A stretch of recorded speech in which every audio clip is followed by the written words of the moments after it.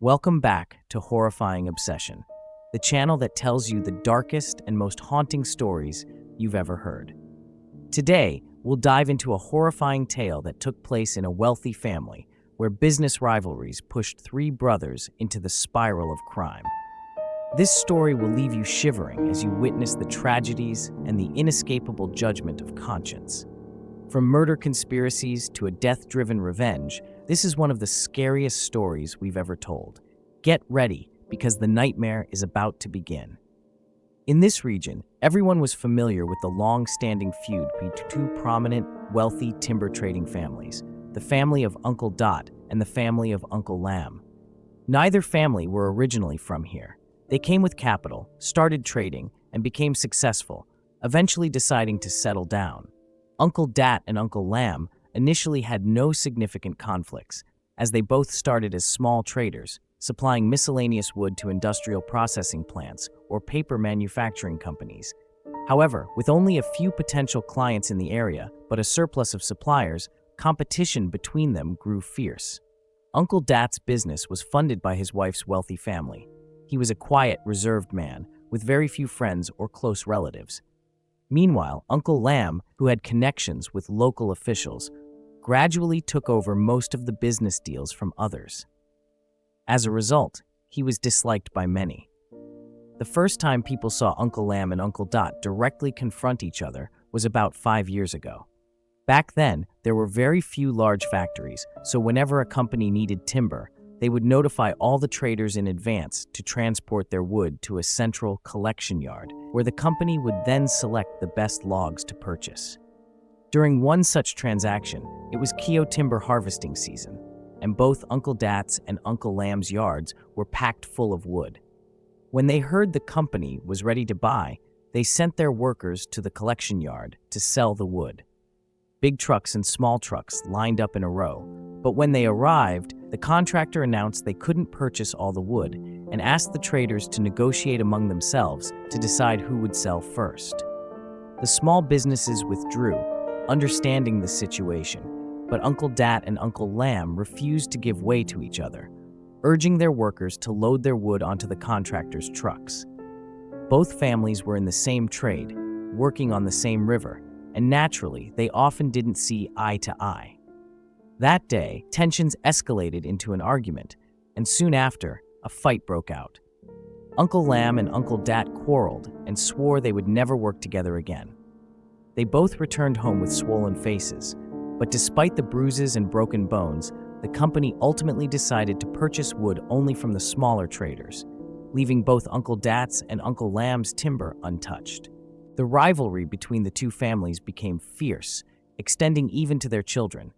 Uncle Dot had only one daughter, Lan, while Uncle Lamb had 3 sons. Lan, 17 years old, was beautiful and intelligent, while Uncle Lamb's 3 sons were known troublemakers.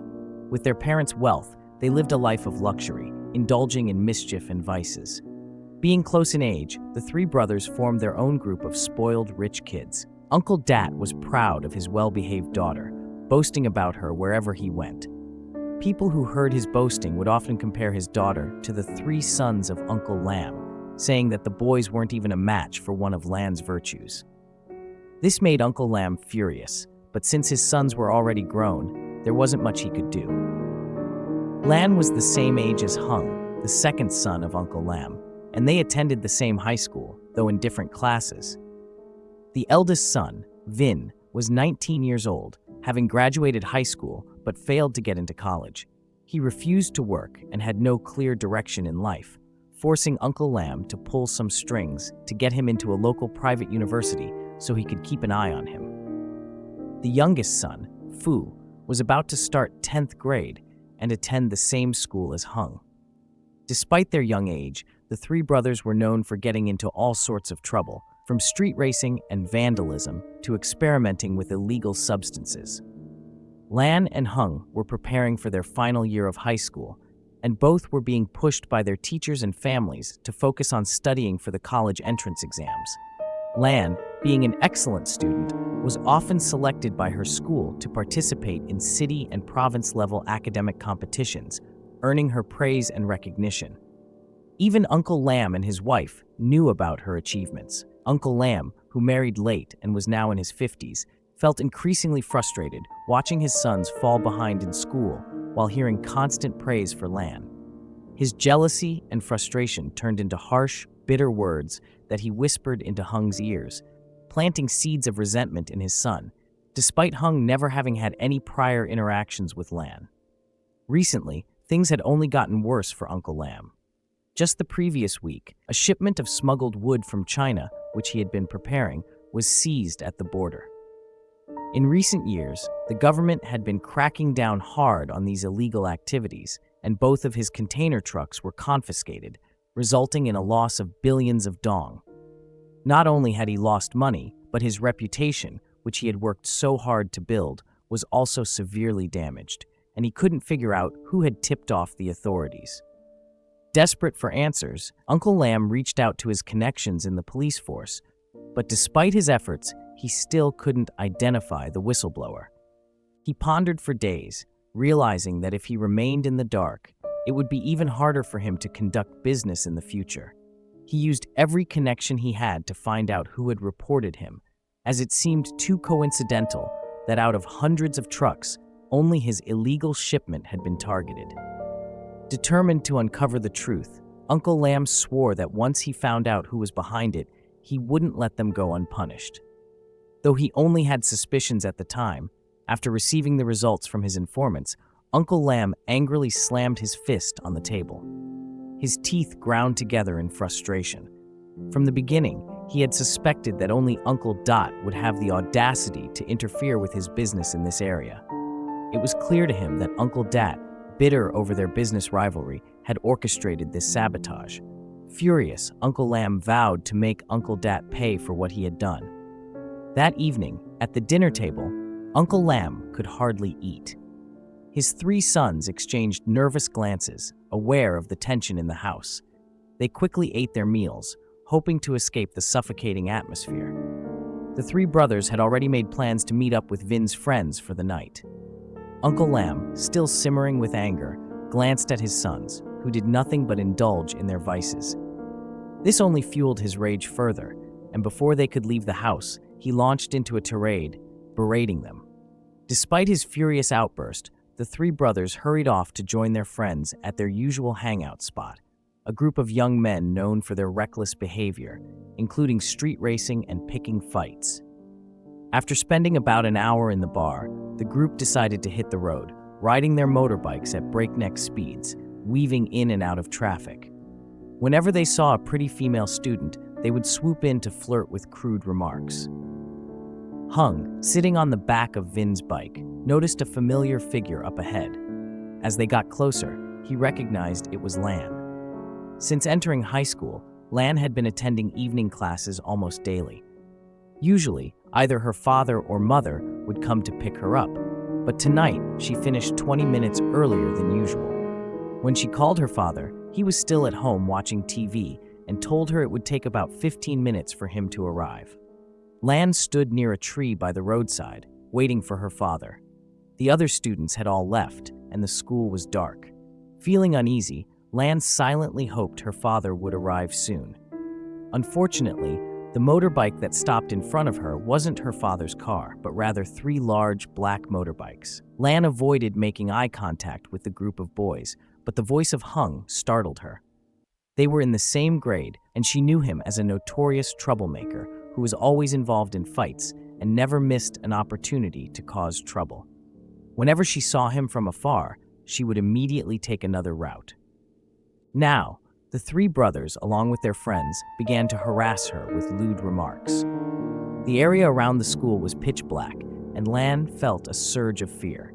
She turned to walk back to the school, hoping to find the security guard, but a large, tattooed man blocked her path.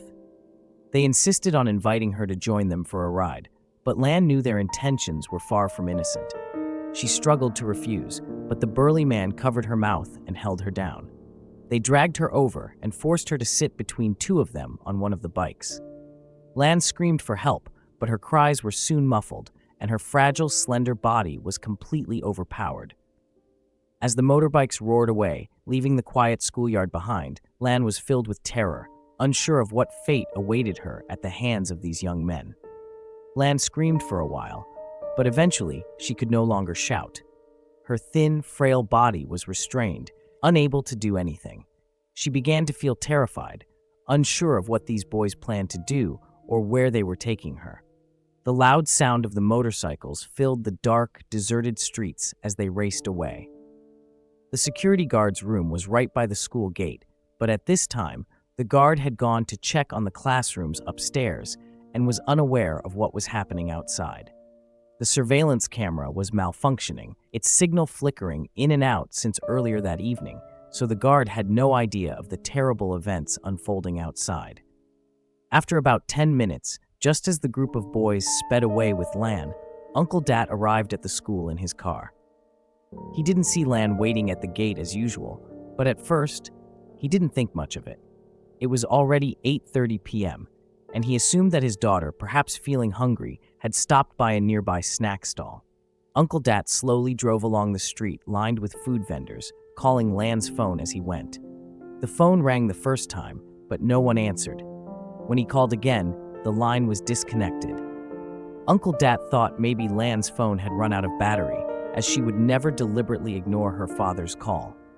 The phone's GPS was also turned off. Worried, he called home to check if his daughter had already returned, but his wife said she had been waiting for them both all evening. Alarmed, Uncle Dat grew increasingly anxious. It was a dark night, and the streets were nearly empty. His daughter was all alone, and now he couldn't reach her. Uncle Dat realized something was wrong and immediately began searching for her. Little did he know, this would be the last time he would ever go to pick up his daughter. Lan was taken by Hung and his two brothers, along with 3 other boys, to an abandoned plot of land near the outskirts of the city. The area was eerily quiet, dark, and isolated, with no houses or security cameras nearby. Everything was silent, so quiet that it sent chills down Lan's spine. Occasionally, the sound of crickets and frogs echoed in the distance, adding to the eerie atmosphere. Lan, terrified, felt her skin crawl. As soon as the motorcycle stopped, she tried to run, but the 6 large boys quickly overpowered her. They dragged her to an old abandoned house nearby. The outside of the house was dilapidated, but inside it was oddly clean, furnished with tables, chairs, a bed, and even a sink. What Lan didn't know was that this place wasn't just any abandoned house. It was a spot where Vin and his gang often gathered to use drugs. Of the 6 boys present that night, only Hung and Fu didn't use drugs because they were younger and too scared to try. Vin, however, visited this place almost every week. Initially, Hung only wanted to scare Lan by having the group beat her up a bit and intimidate her to get revenge.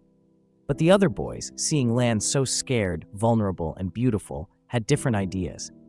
They threw Lan into a corner, tying her hands and feet with rope, locking the door behind them. Lan's terrified sobs only excited the gang. The large, tattooed boy who had dragged her onto the bike pulled a small packet of white powder from his wallet. The other boys exchanged knowing glances as they pulled out their drug paraphernalia from a small cabinet at the head of the bed. A plate, a lighter, and a hard plastic card. The room's lights were dimmed, with only 2 yellow bulbs and 1 flickering red light, casting a disorienting glow that made Lan's head spin. Meanwhile, the boys grew more and more excited, stripping off their shirts and pouring the white powder onto the plate. Using the plastic card, they divided the powder into thin lines, which they eagerly snorted, clearly enjoying the sensation. Lan had never seen drugs before, but she knew enough to realize that whatever they were doing wasn't good. She shot them a look of disgust and fear.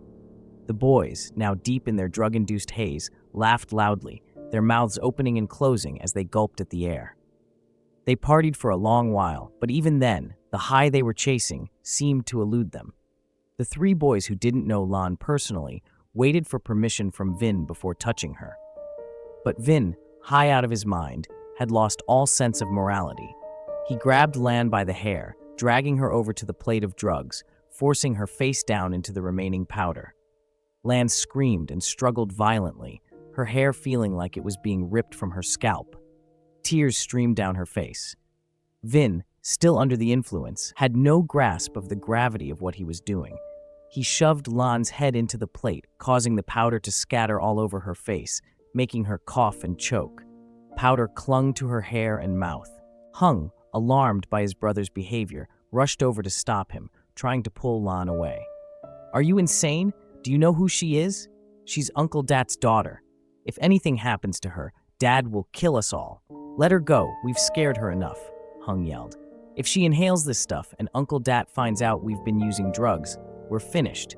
But Vin, furious, shoved Hung aside.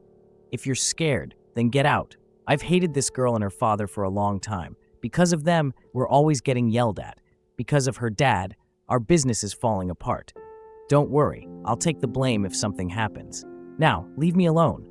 Lan, having inhaled a considerable amount of the white powder, started coughing uncontrollably. Her face flushed red, her body weak and disheveled. Vin saw her struggling but felt no pity. He threw her onto the bed. By now, the drugs had taken full effect on everyone in the room, but unlike the others, Lan felt no sense of euphoria. Her chest tightened painfully, and her vision blurred. She began to have trouble breathing.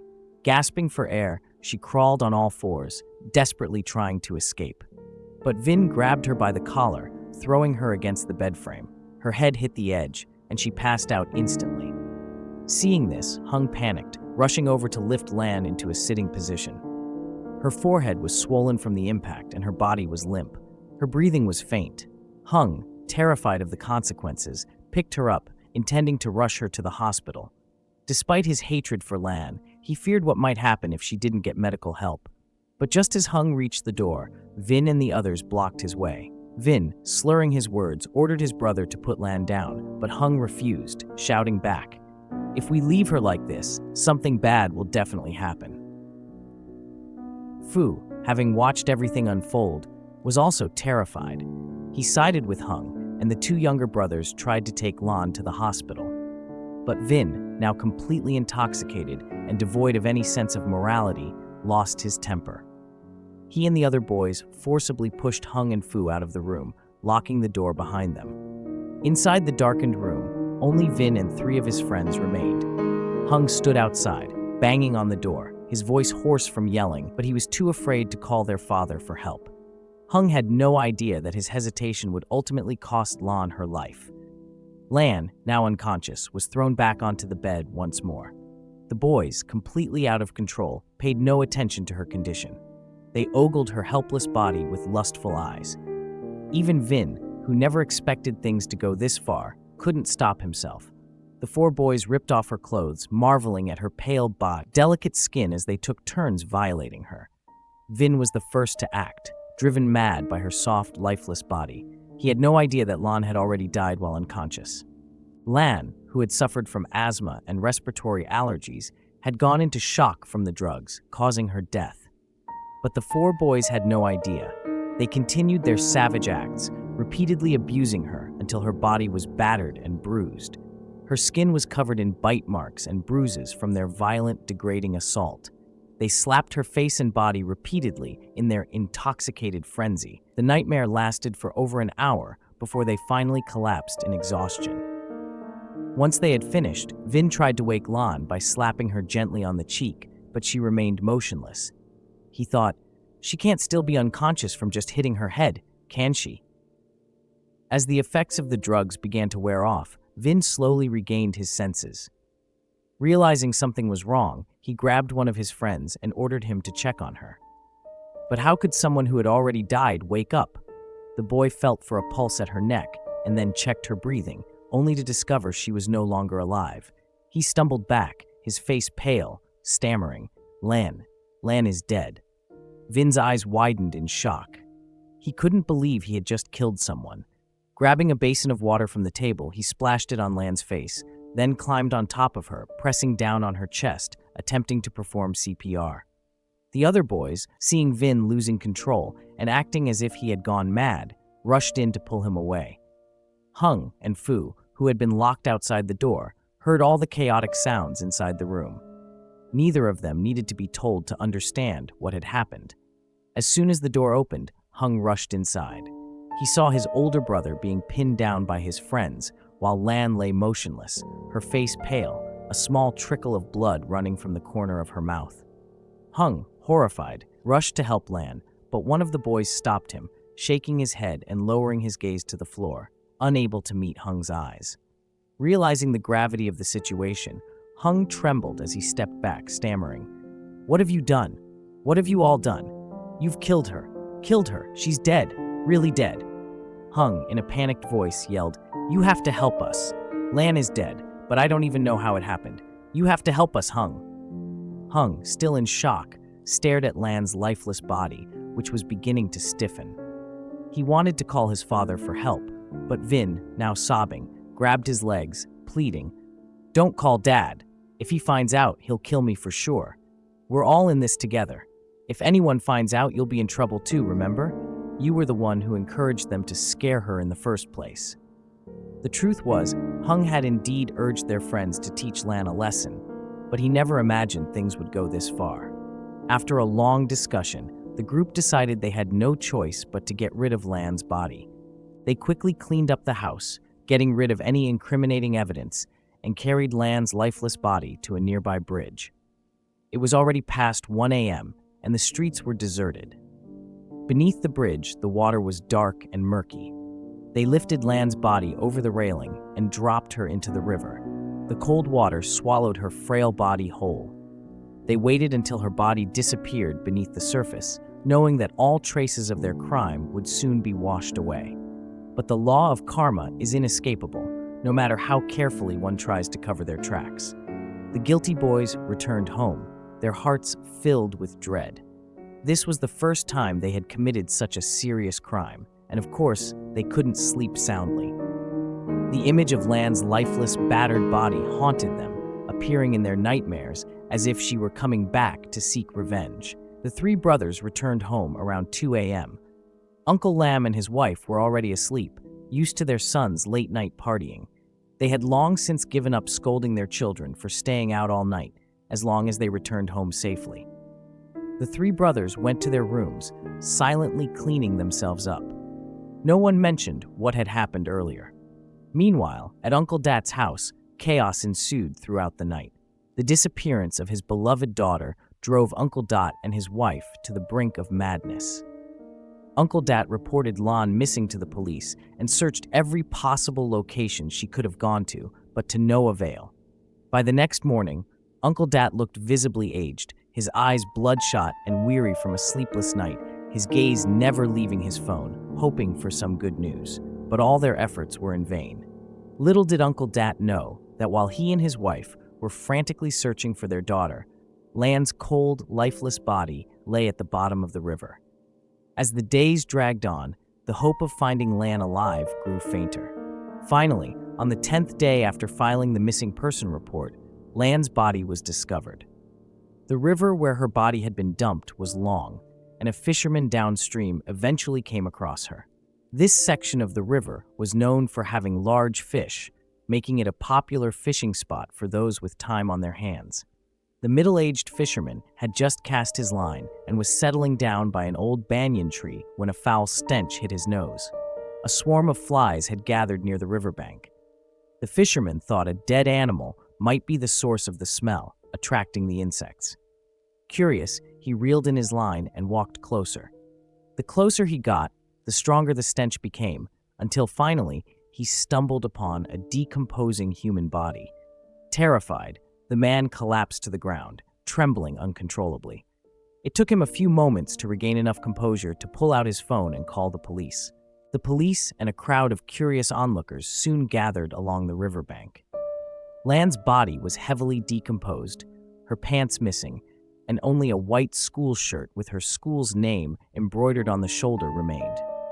The details matched the description of Uncle Dat's missing daughter, so he and his wife were called to the scene to identify the body.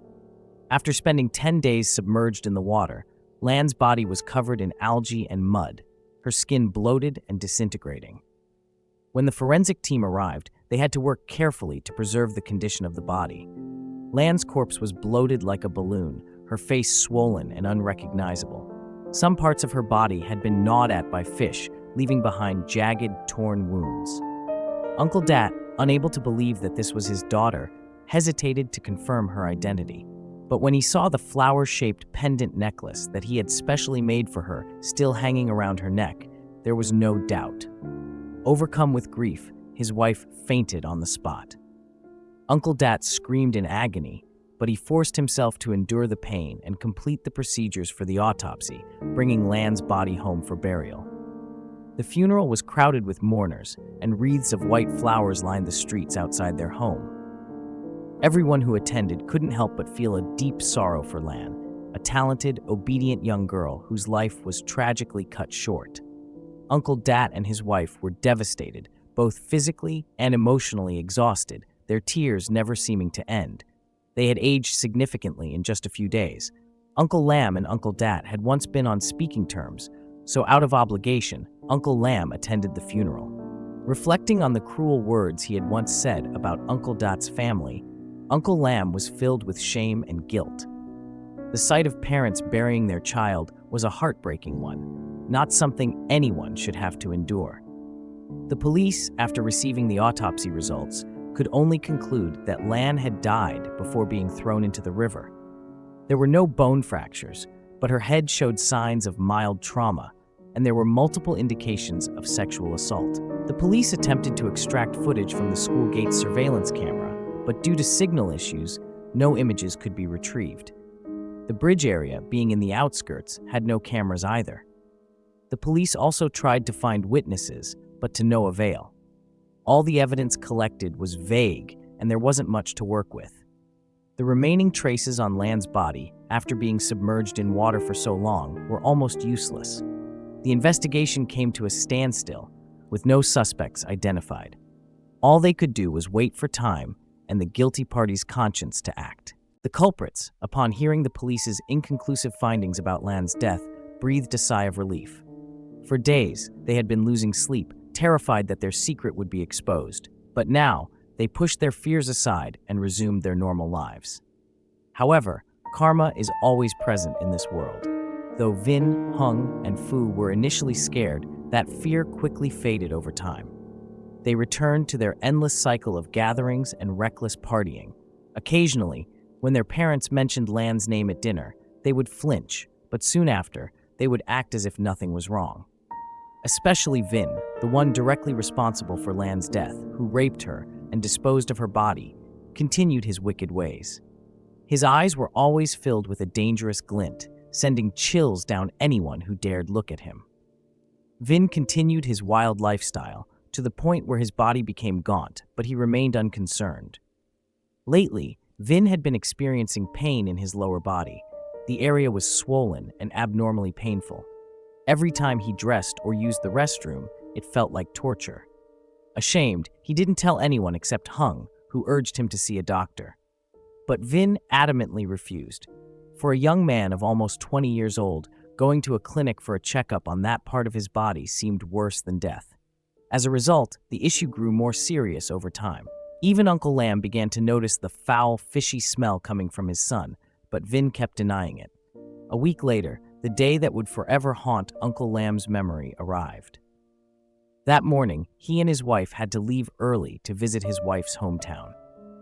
Before leaving, they noticed Vin wasn't home, and Uncle Lam was about to call him to ask where he had gone so early when a group of police officers suddenly arrived, walking straight into his house.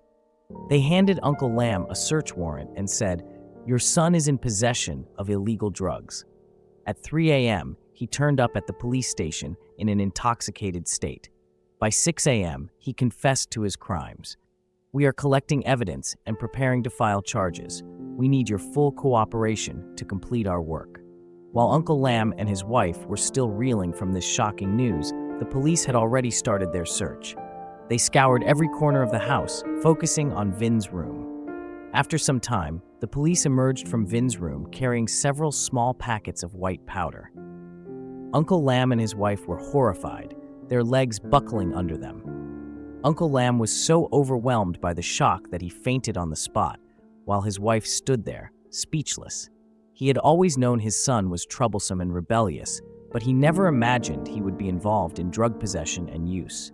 The entire Lam family was subsequently summoned to the police station for further investigation. Vin was taken to a holding cell for questioning. As Uncle Lam looked at his once lively son, now dull and lifeless, drooling onto his shirt collar, his heart broke. The police informed him that while Vin had been coherent during questioning, he suddenly began to exhibit signs of drug intoxication after being placed in the holding cell. A drug test revealed that the narcotic levels in his system had dropped significantly, and it was no longer causing hallucinations. Through the glass, Uncle Lam watched his son, who now wore a vacant smile, his eyes devoid of life. Vin had even lost control of his basic bodily functions, unable to urinate properly. Seeing the son he had raised all these years now, reduced to this state, tore Uncle Lam's heart apart. No amount of money or connections could fix this. Uncle Lam pressed himself into a corner, wiping away his tears. The pain of watching one's child fall into a life of crime is truly unbearable. After Vin was detained for further investigation, the police also arrested 3 accomplices who had helped him store and distribute the drugs. When Hung heard about the arrests, he felt his knees go weak, realizing these were the same 3 who had helped his brother harm Lan. It was at that moment that Hung finally understood. Is this retribution coming to get us? During the first month of Vin's imprisonment, the entire Lam household was in turmoil. Even Uncle Lam's timber business was under heavy investigation, leading to massive financial losses. The revelation that one of their sons was a drug addict and that they had been involved in illegal timber trading turned the Lam family into the target of public scorn. They could no longer show their faces in public. Uncle Lam, torn between love and anger toward his son, also blamed himself. How could he have failed so badly as a father, letting Vin fall so far? But it wasn't until later events unfolded that the full truth of the story came to light. One night, while Uncle Lam and his wife were fast asleep, they were jolted awake by a phone call from the police. They were told to rush to the hospital to sign surgery consent forms for Vin. Not knowing what else to do, they hurried to the hospital. Upon arrival, they saw Vin lying in a hospital bed, his hands cuffed to the rails. He had fallen into a coma. The doctor emerged with a grim look on his face, and his solemn shake of the head extinguished any hope the Lambs had left. The infection has spread to both testicles, and his penis is nearly completely necrotic. Why did you wait until now to bring him in? His blood is severely infected, and his fever caused seizures. We will need to remove all of the necrotic tissue and clean out the infected areas if we want to save his life. Be prepared for the worst-case scenario. We may need to amputate his entire genitalia, the doctor said in a grave tone. The words hit Uncle Lam like a sledgehammer. He nearly collapsed, weeping uncontrollably. His wife could only sob quietly into her hands. Left with no other choice, Uncle Lam tearfully signed the consent forms, knowing that keeping his son alive was the best they could hope for. The surgery lasted 3 hours, and when the family was allowed to visit, Vin was nothing but a frail shell of his former self, his eyes empty of life. When Mrs. Lam tried to wipe his face with a cloth, Vin slapped her hand away, causing the cloth to fall to the floor. He could no longer bear it, and his body, weakened from illness, left his voice raspy and hoarse as he sobbed uncontrollably. Finally, Vin began to confess. He admitted that the incident on that fateful night was not just because of drugs. Vin revealed that every time he used drugs, he was always cautious, never using too much to avoid hallucinating. He knew how dangerous drugs were, but he hadn't anticipated the night spiraling out of control. On the night in question, as Vin and his friends were using drugs in the abandoned house, he suddenly saw the faint figure of Lan appear in his drug-fueled haze. At first, he thought he was imagining things, but even after a long while, she remained there, glaring at him with hatred. Horrified, Vin didn't dare tell his friends, fearing they'd think he was a coward. But the true horror had only just begun. Lan, drenched and dirty, began advancing toward Vin. He tried to crawl away on the floor, desperate to escape, but she kept moving closer, her swollen face twisted in anger. Vin screamed, but no one heard him. As he cowered in the corner, trying to hide, Lan continued to approach, crawling up the wall like a gecko, her body sticking to the surface as she hung upside down, staring at him. Water dripped from her soaking form, cold and pungent, landing on Vin's skin. Every word Lan spoke echoed like a voice from the underworld, sending chills down Vin's spine. "Give me back my life. You killed me, so you must die. You must pay for what you've done to me. I begged for your mercy, but you refused. Go to the police and confess. You must pay the price for your sins." Lan's piercing cries for revenge stabbed through Vin's mind. He couldn't take it anymore. Despite the drugs still coursing through his veins, Vin bolted from the house, leaving his bewildered friends calling after him. He ran like a madman along the pitch-black dirt road, falling multiple times but never daring to stop. Lan seemed to be hovering just behind him, her high-pitched laughter echoing from the depths of hell. Vin didn't know where he was running to. He just needed to escape the vengeful ghost of the girl he had killed. In his panic, Vin eventually found himself at the police station, collapsing at their feet, begging for help. The officers, confused and unable to understand what was happening, suspected that Vin was under the influence of drugs. They performed a drug test and confirmed the presence of narcotics in his system. During his drug-induced haze, Vin could no longer keep the truth hidden. He confessed to using drugs, but stopped short of admitting that he had killed Lan. He knew that if he confessed to that, it wouldn't just be prison awaiting him. He would have to face an even harsher punishment from his own conscience. For now, Vin managed to avoid taking full responsibility for the murder.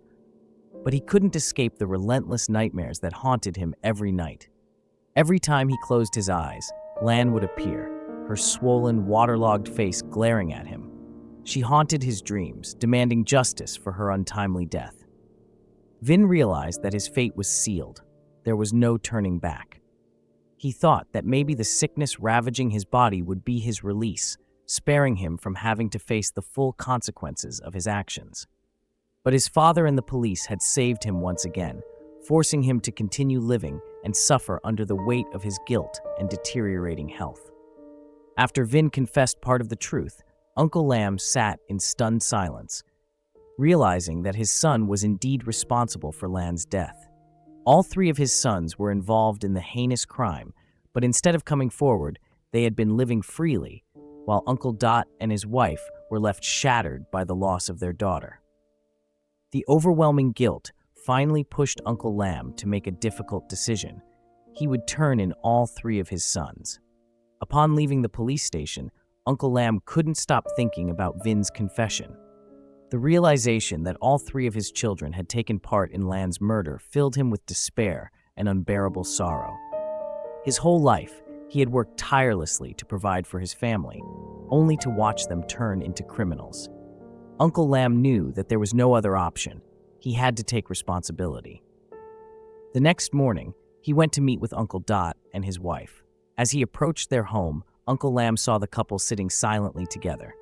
They looked utterly drained, worn down by the long days of searching for their daughter and the overwhelming grief that followed.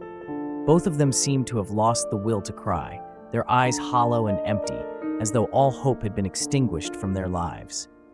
Uncle Lam walked over and knelt before them, bowing his head deeply. "I'm so sorry," he whispered, his voice trembling with emotion. "It was my son who killed your daughter." Those words cut through Uncle Dot and his wife like a knife. They sat there, stunned, unable to believe what they had just heard. The realization that someone they had known for so long had caused their immense suffering hit them like a tidal wave. Tears once again streamed down their faces, but this time they were filled with anger and betrayal. "Do you even know how kind and innocent our daughter was?" Uncle Dot shouted through his sobs. "She did nothing wrong. How could you let your son do this to her?" Uncle Lam kept his head bowed, unable to meet their furious, grief-stricken eyes. "I failed to raise my children properly. I filled their heads with greed and competition in business. I've been a terrible father. I know that nothing I say can ever make up for your loss, but I'm willing to accept whatever punishment you see fit," he said, tears streaming down his face. After confessing his son's crimes, Uncle Lam turned them over to the authorities. Vin, Hung, and Fu were all charged with kidnapping, sexual assault, and the disposal of Lan's body to mislead the investigation. Vinny and his three accomplices received the highest sentences due to their direct involvement and their role in covering up the crime and using drugs. Hung and Fu, since they were minors and considered accomplices, received lighter sentences but were sent to reform schools. The entire community was shocked when the news of the trial broke. The Lam family, once powerful and wealthy, was now the target of widespread scorn and hatred. Not only were they shunned by society, but their timber business collapsed, leaving Uncle Lam financially ruined. He sold almost everything he owned to compensate Uncle Dat's family, hoping to reduce his son's sentences, but no amount of money could change the cruel reality. Lan had been murdered in cold blood. The trial of the 6 murderers attracted a lot of public attention.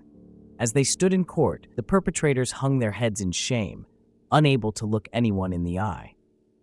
Vin and his 3 accomplices received the harshest sentences for their heinous crimes of kidnapping, rape, and disposing of the body. Hung and Fu, though accomplices, were given lighter sentences due to their age and were sent to juvenile detention centers. Uncle Lam could only swallow his tears, knowing that his own failures as a father had led his family to such a tragic end. But the story didn't end there. It seemed that Lan's unjust death would not allow her killers to rest. A few months after being sentenced, Vin's 3 accomplices mysteriously died in prison, one after another. Each time, their bodies were found in terrifying positions, their faces twisted in horror as if they had faced something unspeakable before their deaths. This news only fueled Vin, Hung, and Fu's growing fear. No matter how hard they tried to forget Lan, she continued to haunt their dreams, especially Vin, the one who had personally taken her life. In their nightmares, Lan would always ask Hung and Fu the same questions. Why didn't you save me? Why did you let them throw my body into the river? Why did you let me die so horribly? The brothers couldn't bear the weight of their guilt any longer. After serving their sentences and being released, they returned to their hometown to live with their parents, hoping to escape the fear and torment that had followed them since that fateful night. As for Vin, even in prison, he never had a peaceful night's sleep. Every night, Lan appeared in his dreams, staring at him with eyes full of vengeance, demanding justice. Eventually, one fateful night, Vin finally succumbed. By the time the prison guards found him, Vin had died of a heart attack, his face frozen in an expression of sheer terror, as though something had haunted him to his last breath. That night, Uncle Lam had a dream in which Lan came to visit him. She was wearing her school uniform, her face calm and serene. She didn't say a word, simply standing there and staring at him for a long time. Then, she turned and walked away, followed by a shadowy figure of a young man. Squinting, Uncle Lam realized with a start that it was Vin. The 2 figures slowly faded into the mist. When Uncle Lam woke up, he felt a deep sense of foreboding. The next morning, as he was about to leave the house, he received the news that Vin had died the previous night. The autopsy revealed that Vin had died of a heart attack, passing away in his sleep. Uncle Lam and his wife, heartbroken, arranged a proper funeral for their son. After Vin's death, they decided to leave their home and move back to their hometown, far from the place filled with so much pain and loss. The remaining members of the family just wanted to forget everything they had done, but the guilt and shame would follow them for the rest of their lives. This was a tragic and haunting story of crime and retribution. In the world of horrifying obsession, every wrongdoing must be paid for, and sometimes the price comes not just from human justice, but from unseen, terrifying forces. If this story has left you chilled, don't forget to share your thoughts in the comments below. Be sure to like and subscribe to the channel so you won't miss out on more horrifying stories. Thank you for watching, and remember, sometimes the truth is scarier than anything we can imagine. See you in the next video.